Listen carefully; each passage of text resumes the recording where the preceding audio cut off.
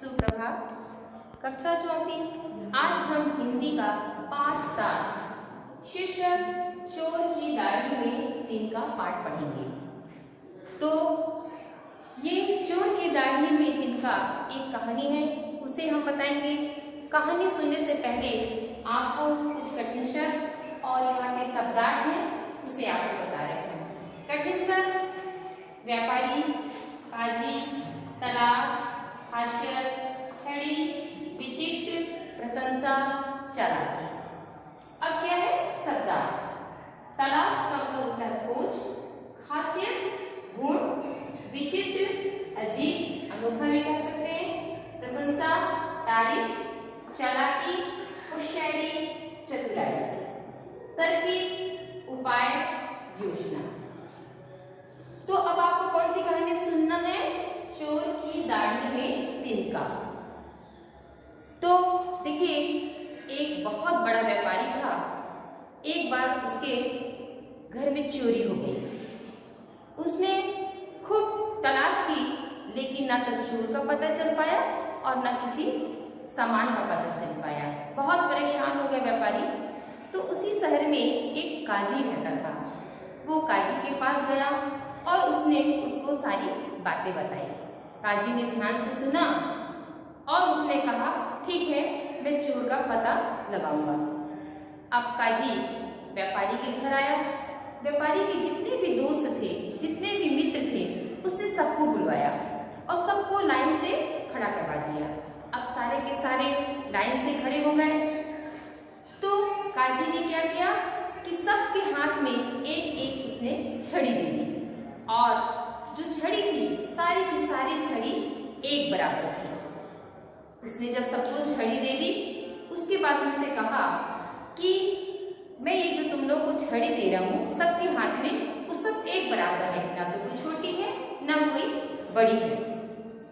ये सभी लोग इस छड़ी को लेकर अपने घर जाएंगे और कल वापस इस छड़ी को लेकर आएंगे। इस छड़ी की खासियत ये है कि जिसने व्यापारी का सामान चुराया होगा तो उसकी छड़ी कल सुबह तक 1 उंगली बड़ी हो जाएगी और जो जिसने चुराया नहीं होगा उनकी वैसी की वैसी ही रहेगी।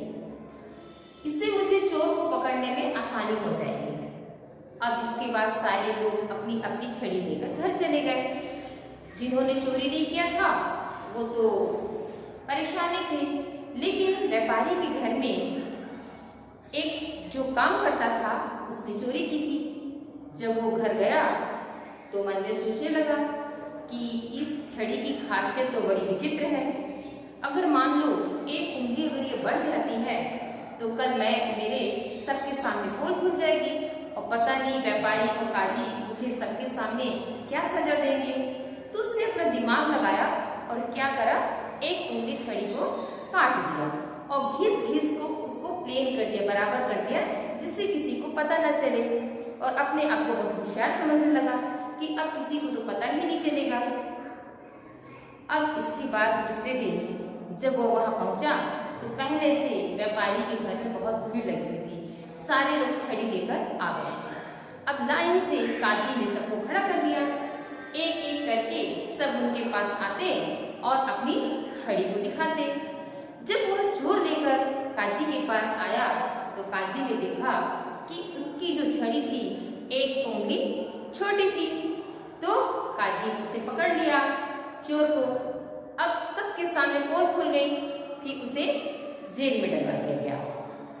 जेल में डलवाने के बाद जितने लोग वहां पर थे, व्यापारी था, सब ने उसकी बुद्धिमानी पर, काजी की बुद्धिमानी पर सबने उसकी प्रशंसा की। प्यारे बच्चों, इस पाठ से हमें क्या शिक्षा मिलती है?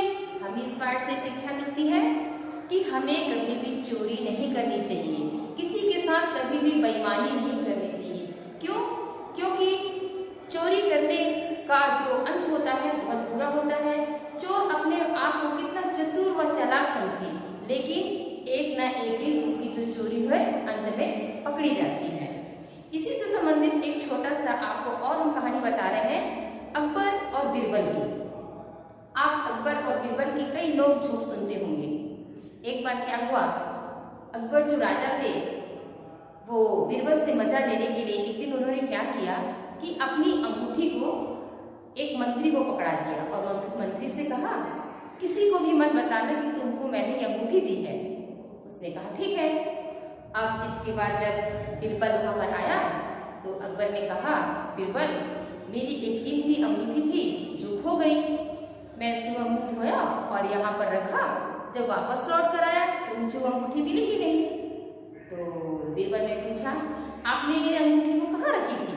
तो उसने बताया कि इस अंगूठी को मैंने अलमारी के पास में रखा था। अब इसके बाद बीरबल बहुत बुद्धिमान था, दिमाग वाला था। वो अलमारी के पास गया और कान लगा के खड़ा हो गया। राजा को लगा ये लगता है किसी की कुछ बातें सुन रहा है। कुछ देर के बाद वो वहां से आया और कहने लगा महाराज, जिसने इस अंगूठी को चुराया है उसके दाढ़ी में तिनका है। अब जो मंत्री था राजा के बगल में बैठा हुआ था, जैसे ही उसने कहा कि जिसने इस अंगूठी को चुराई है उसके दाढ़ी में तिनका है, तो जो मंत्री बैठा था जिसके पास अंगूठी थी वो अपने दाढ़ी में हाथ फेरने लगा, कुछ हलचल सी करने लगा। तुरंत बीरबल समझ गया और बोला महाराज, जिसने अंगूठी चुराई है जो आपके बगल में बैठा है वही मंत्री है। तो राजा को तो पहले से ही मालूम था कि क्योंकि उन्होंने खुद अंगूठी उसको रखवाई थी, उसने उसको माफ कर दिया। तो इस प्रकार से आपकी कहानी हुई। तो प्यारे बच्चों, आप भी कभी ना झूठ बोलें ना किसी के साथ बेईमानी करें, क्योंकि इसका अंत बहुत बुरा होता है। धन्यवाद।